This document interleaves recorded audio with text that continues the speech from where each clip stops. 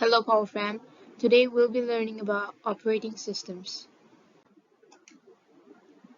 To enable computer systems to function and to allow users to communicate with computer systems, special software known as operating systems or OS have been developed.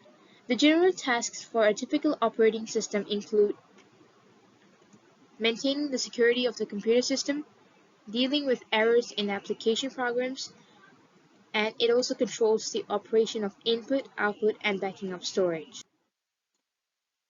Operating systems offer various types of user interface.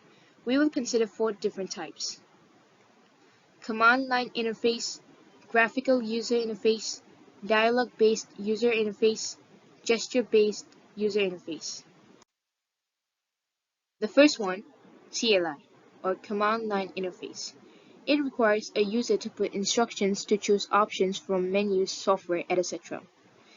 There are often a number of commands that need to be typed in, for example, to save or load a file.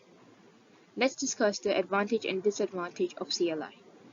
The disadvantage is that it is slow and every time the user has to type out a command. The advantage is that the user is in direct communication with the computer. Next is GUI, Graphical User Interface. It allows user to interact with device using symbols and pictures instead of number of commands. WIMP, most common GUI-based tech used for PCs, in that a mouse is used to select an icon to run window that contains an application. Here's an example. However, the disadvantage is that it takes up more computer memory, limited to icons, and runs the commands slower. But the advantage is that users don't have to type each command. You just have to click. Touchscreen smartphones and tablets use post-WIMP interaction, where fingers are in contact with the screen, allowing actions such as pinching and rotating. Who would use each type of interface? For CLI, a programmer, basically somebody who needs to have direct communication with a computer to develop new software. For GUI, the end user, who does not have to have any great knowledge of computers. For example, a person who uses a computer to run software. Let's look at dialogue-based user interface. It uses human voice to give commands to computer systems.